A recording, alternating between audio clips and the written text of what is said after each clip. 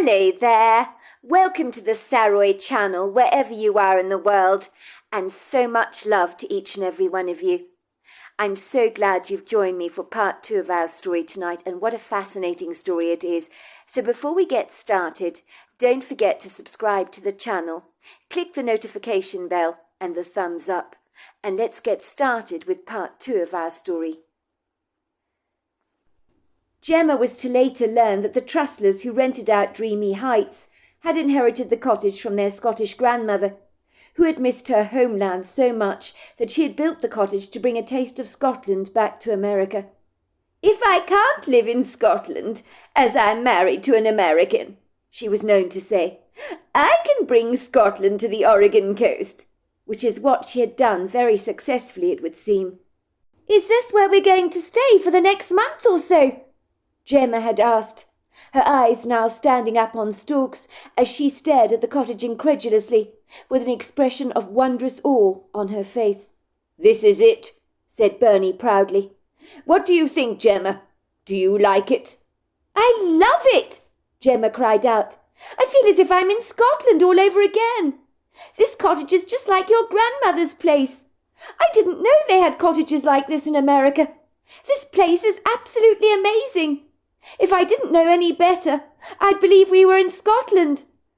Even the grim weather today seems rather appropriate." "I know exactly what you mean, love," said Bernie. "When I saw this cottage for the very first time, I must admit I had similar flashbacks of our nostalgic time that we spent together in Scotland, in the Scottish Highlands with my grandparents. I knew we had to take this cottage, even though it's further away from Coos Bay than I would have liked. But I think it's perfect for you. I knew how difficult it was for you to move away from San Francisco, even for a while. So I had to make sure you would be happy. So we need to stay somewhere special, do we not?" "This place is special, Bernie," said Gemma, sighing happily. "You've outdone yourself. You really have. It's very special. You could have plucked this cottage straight out of the Scottish Highlands and brought it back to America like a rare flower." "I could not have described it better myself, love. Believe it or not, Dreamy Heights was built by a Scottish woman called Joyce Trusler. She wanted to live in a home that embodied the coziness of the cottage she had grown up in Scotland as a girl. So some of the building materials to build this cottage were transported all the way from Scotland to America. She built her house from traditional Scottish materials, would you believe? The cottage has stood the test of time, as you can see, because houses can easily degrade in this part of the world, with the ruthless vigour of the sea air. It's an incredibly well-built structure, and is in high demand for people looking for a holiday break. A little on the quirky side, you could say." "You know me, Bernie. I love quirky. I mean, who wouldn't want to stay in a cottage like this?" said Gemma, unable to conceal her excitement. She had been very unenthusiastic about the prospect of staying on the Oregon coast for a few months, but her psychologist, Dr. Sternberg, had told her a change of scene would do her the world of good, and her husband Bernie had wholeheartedly agreed with the idea, even if it meant he had to commute every day to the Coos Bay area on Highway 101. Bernie would do anything for his young family. He was a kind, considerate man like that, with a huge teddy bear-like heart. He was about 10 years older than Gemma, and she had worried significantly about the age gap between them when she'd first married him, but she had fallen for him hard, owing to his kind, gentle nature, and besides all that, Bernie always made her feel incredibly safe. Bernie had actually been married before, but the relationship had only lasted a couple of years, as his ex-wife, who had never had any children with him, had gone off with Bernie's best friend, and that revelation had been crushing. It had hit Bernie hard, rather like a pickaxe being lunged at his face. Despite his best friend's betrayal, Bernie had forgiven him, and they still remained good friends, although his best friend was no longer with Lucinda. Bernie's ex-wife Lucinda was currently working her way through husband number 4. She went through men as fast as some kids get through their snacks on the school playground. I'm afraid Lucinda was a bit of a live wire, a restless spirit, you could say, when I married her. At the time I found it rather attractive, but she wore me down like sandpaper on a carpenter's table. She could never settle, you see, and got bored easily, he had told Gemma. Frankly, if the truth be told, I simply could not keep up with Lucinda's energy. I felt like an old man that was taking on a rambunctious, overactive dog that I simply could not control. Whenever I wanted to relax and take a breather, she'd be begging me to go out with her on the town. She would descend into a miserable sulk if I wouldn't oblige her every request, and she was forever saying, "I'm bored! I'm so bored! There's nothing to do! Why can't we go out, Bernie?" It was exhausting being married to her. So when I discovered she'd cheated on me with my best friend Ken, I guess I wasn't entirely surprised about that. If the truth be told, there was a very small part of me that was actually relieved. I was, of course, broken-hearted at the time and deeply hurt by her obvious betrayal. But after we parted ways, I was relieved to be free from her constant badgering and nagging. I hasten to say Ken didn't last 2 weeks with Lucinda. He thought I was a saint for putting up with her for so very long. He said she should come with a warning sign which says, "Danger, this woman won't let you get a wink of sleep." He had been absolutely exhausted by his relationship with her. It took him a long time to recover. Gemma had not been looking forward to leaving their little house in San Francisco behind for a good 6 months or so. She realized she was looking forward to staying here at Dreamy Heights now that she'd actually laid eyes on the idyllic little cottage. Maybe her psychologist, Dr. Sternberg, had been right after all, when he had suggested a much-needed break away from San Francisco would be very good for Gemma. Gemma had not been impressed with the idea of leaving San Francisco. "I don't see why living somewhere else for a few weeks is going to make me feel better," she had chortled angrily. "You will be surprised, Mrs. Songbird, how a change of scene can be exactly what you need. I've been working as a clinical psychologist now for many years, and when it comes to my patients, I have seen that a break away from regular life can transform their lives quite literally. It's better than taking medication. I had a patient on my books who refused to leave home for many years, you know. She actually became like a prisoner in her own house. She wasn't afraid to go out, of course. That was not the problem. She just didn't want to leave the house, and there is a difference. Finally, I managed to persuade her to go on a 6-week cruise with her husband. She was as obstinate as you are, insisting that going away was not going to make any difference to her. Anyway, I hasten to say she returned to my offices after her holiday break, and she was quite a different creature. It was like she'd been reborn. Even her marriage had been revived. She was vibrantly happy. She went off all her medications and now makes a habit of getting away as often as she can with her husband. "It might have worked for her, Dr. Sternberg," Gemma said ruefully, "but it doesn't mean it's going to work for me. I'm sure you mean well, Dr. Sternberg, and I appreciate your advice, but I'm not like your other patients. I've just had depression, and I'm sure I'll snap out of it sooner or later." Dr. Sternberg had shrugged his shoulders nonchalantly. "Well, that may be true, Mrs. Songbird. You will never know, will you, unless you try something different. I have spoken to your husband Bernie about all this. He told me that he can take up a job in Coos Bay for 6 months, and I think you should seize the opportunity with both hands. A change of scene is exactly what you need. Why don't you take this offer up? It's a perfect opportunity for you. I mean, what have you got to lose? Think about it, Mrs. Songbird. If it doesn't work out for you, you can always come back to San Francisco at a moment's notice." Gemma had reluctantly agreed to this idiosyncratic idea. There was no doubt she had been hit hard by postnatal depression that had obliterated her joy so ruthlessly that there had been times she had been plagued with suicidal thoughts.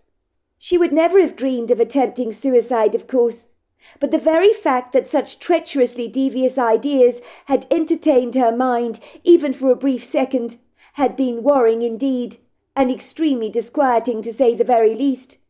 Gemma had always had a positive outlook on life, and had never been downcast about anything. So these new, bizarre, outlandish feelings that had engaged her thoughts had been as crippling and disabling to her emotional state as losing an arm or a leg. After she had fallen pregnant, she had become untypically pessimistic, as if everything in her life that was once surrounded by a rosy glow had become unwelcoming and dark.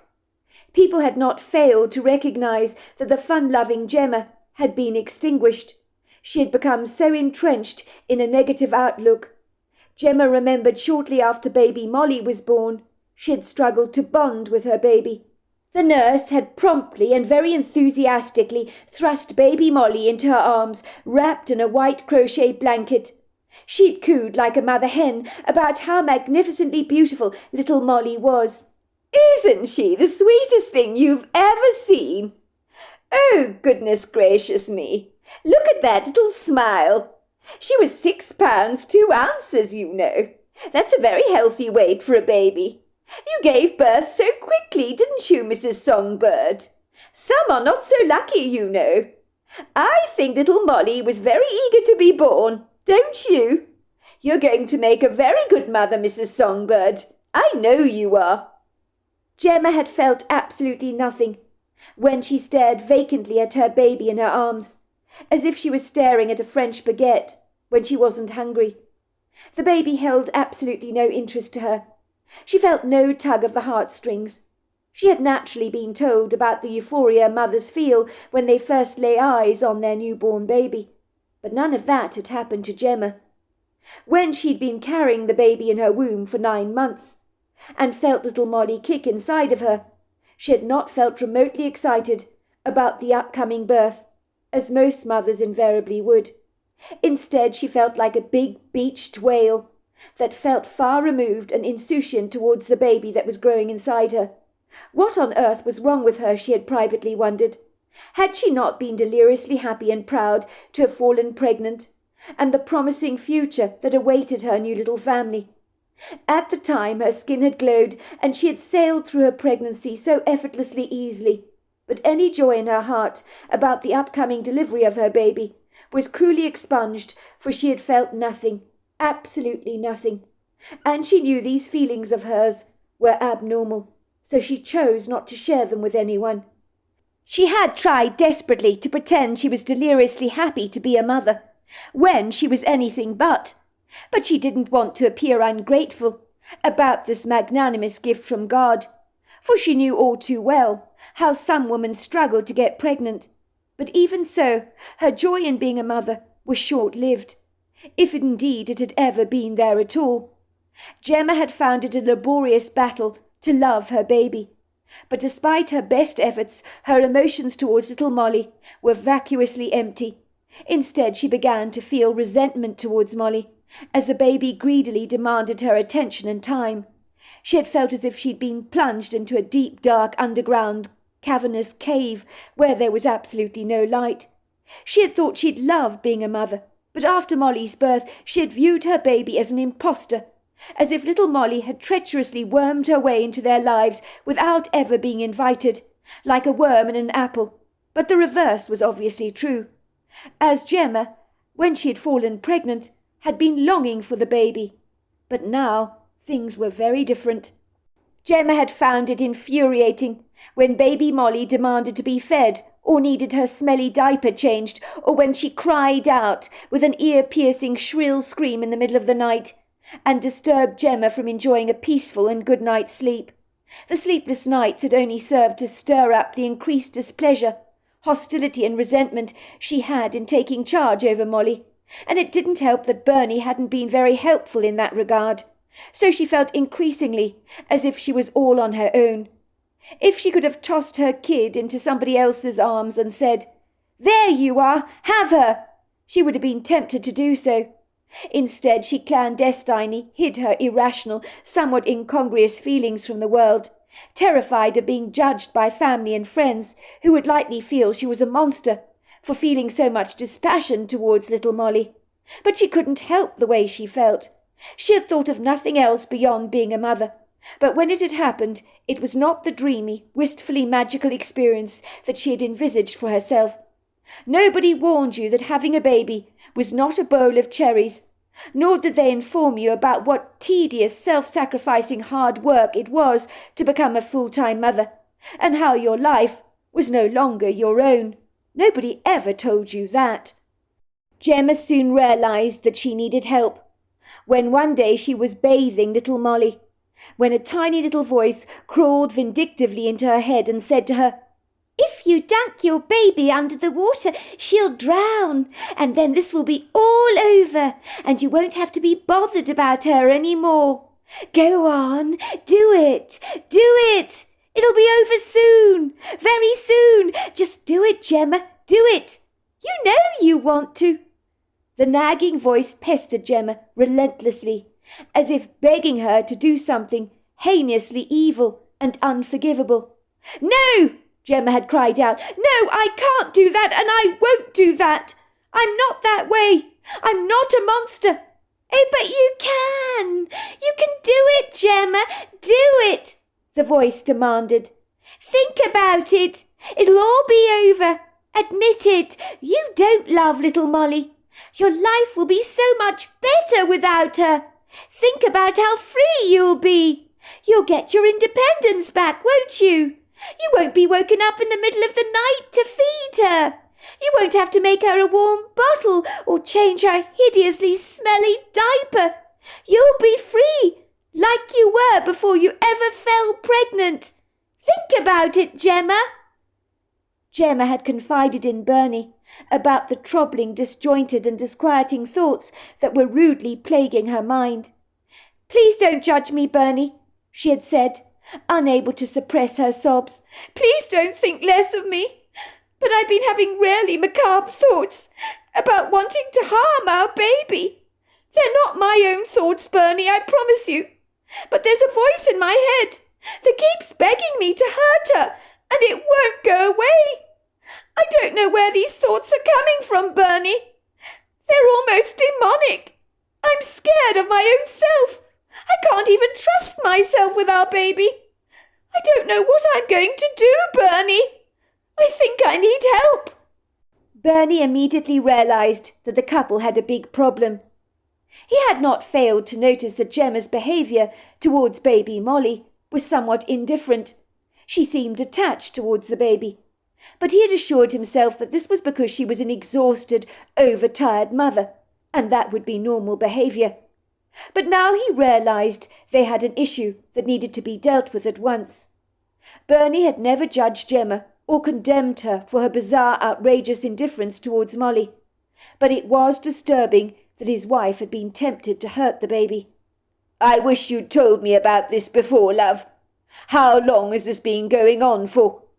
Gemma hung her head in shame, unable to meet Bernie's inquiring eyes, for she felt such pitiful shame for the unkind thoughts that had filled her head from the moment she woke up until she retired to bed every night. These traitorous thoughts that had engaged her attention from morn to dusk had become like a terminal cancer in her heart, indiscriminately gobbling up any peace within her. Recently the voice had been telling her how meaningless her life had become, and why did she not take a bottle of pills and be done with it? But she didn't tell her husband about the suicidal urges that had been twisting her mind of late, as she knew this revelation would distress Bernie all the more. "You didn't answer me, love. How long have these feelings been going on for?"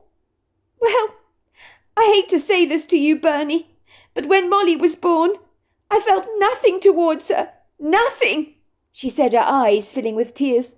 "What's wrong with me, Bernie? I'm such a dreadful, dreadful mother. Little Molly deserves so much better than me. All I feel towards her is resentment, and every time I hear her cry, I want to go up to her and shake her so hard and tell her to just shut up and stop screaming. I feel nothing when I try to rock her back to sleep. And I absolutely hated Bernie when I have to change her smelly diaper. I'm not a good mother. I'm really not. The truth is, Bernie, I don't even know if I even like her terribly much. When I look into our baby's eyes, I feel absolutely no emotion. None of this is maternal, Bernie. I don't have the feelings other mothers talk about. What is wrong with me? Am I a monster, Bernie? Sweetheart, don't blame yourself for this. I believe this kind of thing happens to a lot of women. It's not spoken about much because people are ashamed to speak of such things, but I do know it goes on. I once read somewhere that an actress, now I'm trying to think of her name again, I think she starred in that movie Blue Lagoon. What was her name again? You're talking about Brooke Shields, is that right? Yes, Brooke Shields. You've got a good memory there. Well, she suffered from very serious postnatal depression, I believe. I seem to remember her talking about wanting to drive into a wall after her baby was born to kill the both of them. I gather she was very depressed. I'm sure she experienced a similar insouciance to her baby as you do. But I think she realized she needed help, just like you have. And that is a good start. Do you think that's my problem? Asked Gemma. Do you think I'm depressed, Bernie? I think you are depressed, Gemma. It's not like you to feel this way. You were very excited about falling pregnant, were you not?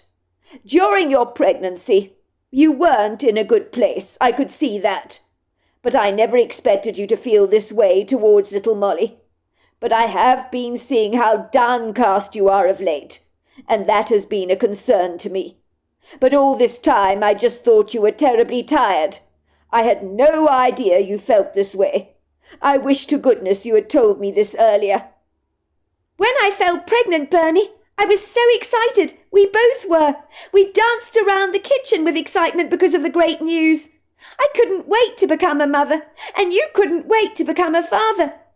But when I fell pregnant and started to carry the baby, and as the baby grew in my womb, I resented her before she was born.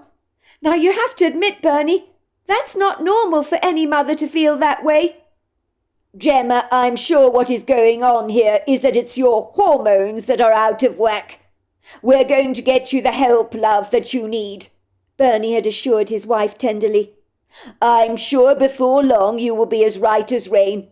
It is not like you to experience emotional deficits like this, and to be so out of sorts. You're one of the most loving, kind people that I know. But let's just say, when we become overwhelmed by the issues of life, the cracks can begin to show. And if you don't fix them and give them attention, they can get progressively worse. Bernie had taken his wife to a psychologist called Dr. Sternberg, who specialized in cases of postnatal depression. As he had expected, Gemma had been diagnosed with the condition, which Dr. Sternberg assured her was a condition that afflicts many women like herself. He told her that the voice that she'd been hearing in her head was not some form of weird psychosis, but her subconscious mind trying to unburden her from the strangleholds in her life that had overwhelmed her so much. For many women, Mrs. Songbird, much like yourself, feel after they've given birth that they've been locked up in a coffin and buried under the earth while they still remain alive, and they're trying desperately to escape their confinement so that they can actually breathe again. Well, let's just say that's how one woman described it to me. Well, whoever she was absolutely right about that, Dr. Sternberg. That's exactly how I feel. I feel as if there's no escape from my depression. It's completely overwhelming me. Of course it is, Mrs. Songbird, and I completely understand that. But if it's any consolation, I've seen women in a much worse state than you are, he assured her. At least you recognized your feelings towards baby Molly were not normal, and that is a very positive start. And the good news is, Mrs. Songbird, this is a treatable condition. So you can get me right, can you? How are you going to treat me, Dr. Sternberg? Well, there are medications you can take that are highly effective, and I do recommend therapy, of course. Gemma had been surprised how the fog had lifted after she had received the chemical help that she badly needed, and she was almost back to being her old self again. Thank goodness she had got help in time. She had heard of women being ferried off to jail after harming their children, and she could easily have been one of them if she had not recognised her need for professional help. The thought of harming baby Molly was too unbearable to contemplate now. But what? What if she had actually listened to that demanding voice in her head? The thought was too horrifying. These days she adored baby Molly, and had bonded successfully with her baby. But she did have the occasional dark day, when sometimes she'd feel vacuously empty. But it wasn't the same kind of helpless darkness that she had felt after baby Molly was born. So although she did feel like her old self again, she was not totally cured of those down moments she sometimes experienced, which had never been a problem for her before. Before she'd fallen pregnant, that is. But as Dr. Sternberg had told her, "One step at a time, Gemma, one step at a time. Rome was not built in a day, was it?" It was Dr. Sternberg's suggestion that a change of scene would be a great idea for Gemma, and now here they were at this enchanting cottage, and Gemma was already feeling lighter. Maybe coming here was a good idea after all. She had been so sceptical about a change of scene, but the nostalgic layout of the cottage seemed to tick all the right boxes for her. And yes, she did admit it, even though she was loath to do so. She was glad to be away from San Francisco. While San Francisco for so many was a delightful tourist destination with so much to offer, with steep rolling hills, eclectic architecture, and distinctive landmarks like the Golden Bridge that people came from far and wide to see. But now that Gemma was viewing the cottage through dewy eyes herself, the pulling tug of going home to San Francisco had surely just been snapped. Bernie began to discreetly park his car under the open carport on the cobbled driveway, and that was when an old woman suddenly appeared from the back of the cottage. "That's Mrs. Warmonger," said Bernie.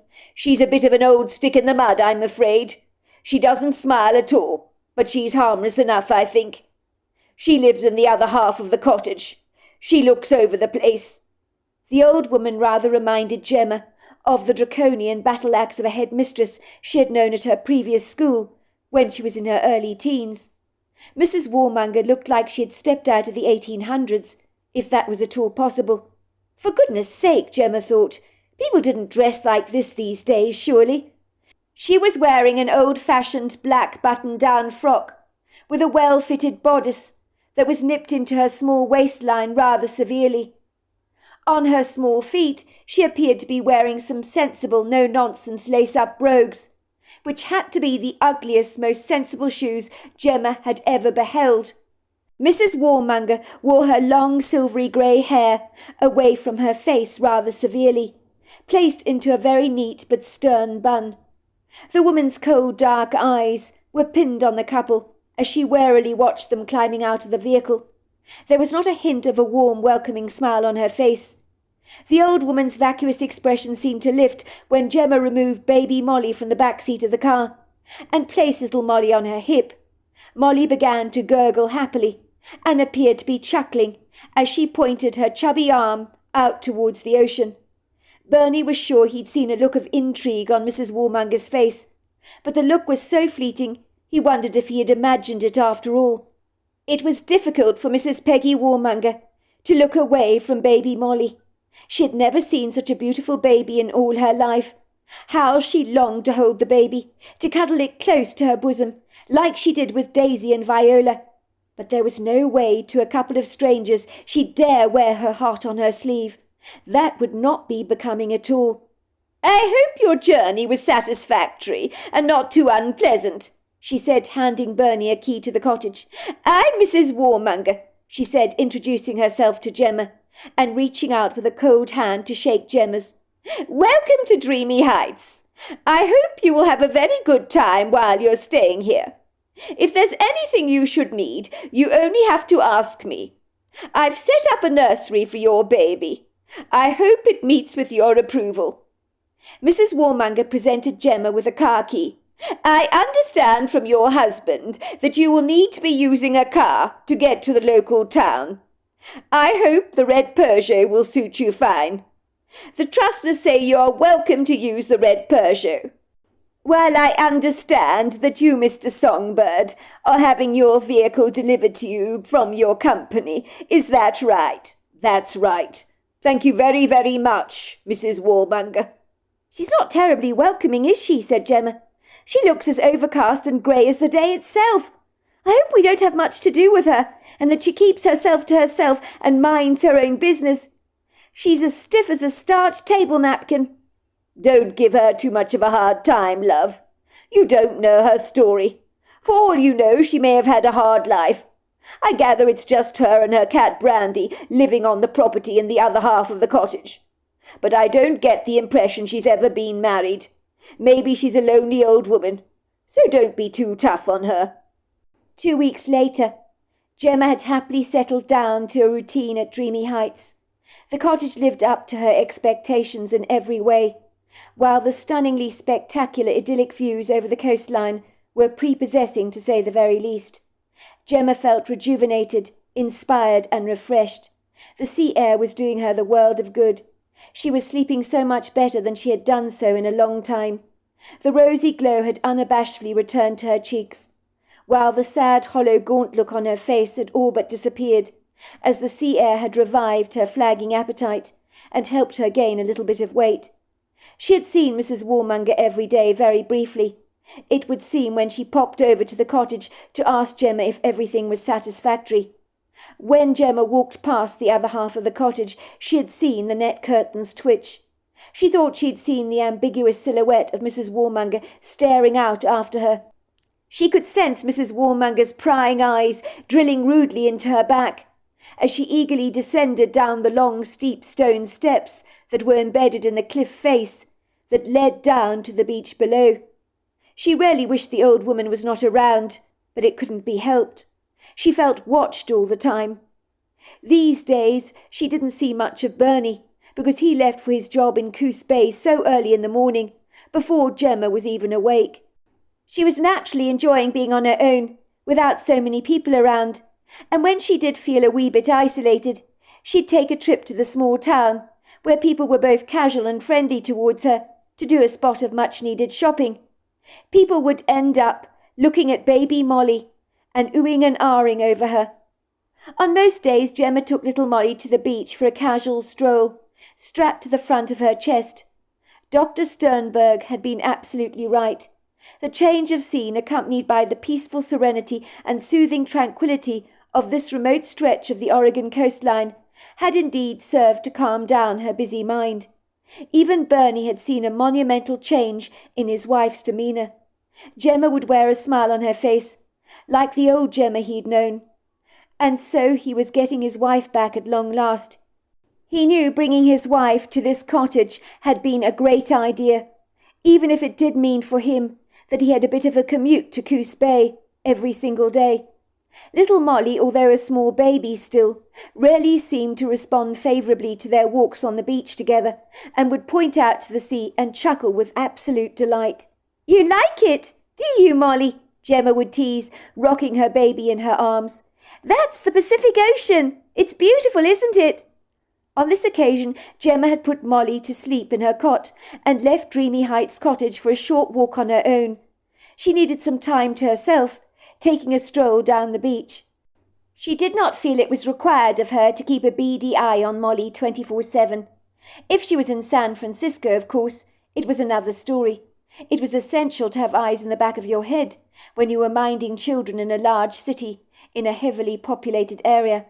It was always a prerequisite in San Francisco to have your wits about you at all times.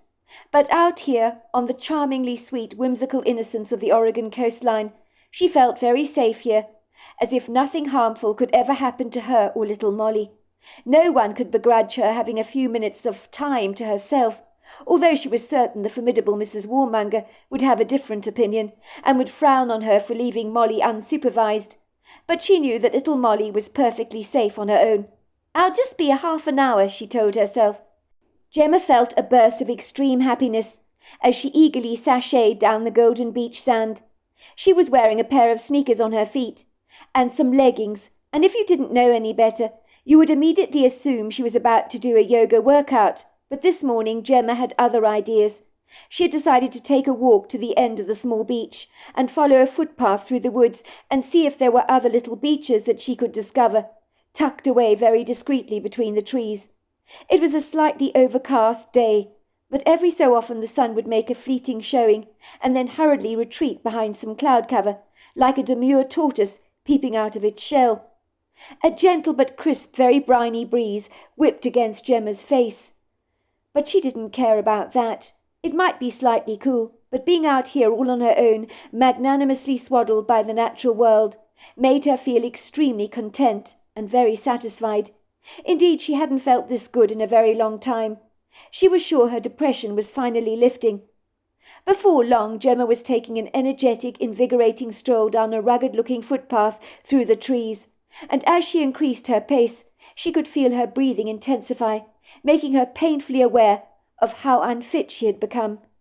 The red cashmere cardigan she was wearing was taking a beating as a thorny briar angrily reached out like a crab's pincer to claw at the fabric.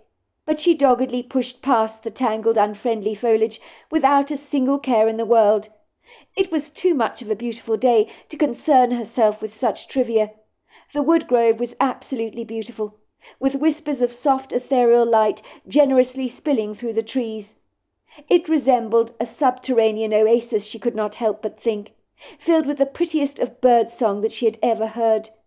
It was supposed to be spring, of course, but it seemed as if the ungracious, rather long-suffering days were still hanging on to the dark recesses of winter, as if they were very reluctant to let go, rather like a dying bird clinging to its last breath for longer than you would expect. Despite the dogged resistance of a winter passing away, spring seemed to be hinting that she was well on her way, and come hell or high water she'd soon defeat the residues of winter, as she splashed her cheery colours around like the bright paint on an artist's canvas. Some of the deciduous trees in the wood grove were happily showing the promise of brand new foliage, while the rugged footpath was covered with ubiquitous leaf litter and needles left behind from the fall that were beginning to break down and form a rich, fertile mulch. Gemma was fully appreciating the lovely woodsy smells of the grove that intermingled themselves with the briny sea air and the floral notes from a woodland flower that she couldn't actually identify, for Gemma had never walked through the woods before, so this was a first for her, and she felt as if she'd become one with the trees. So there we are. That is the end of part 2. Part 3 is tomorrow night. I look forward to you joining me then. Until next time, goodbye and good night.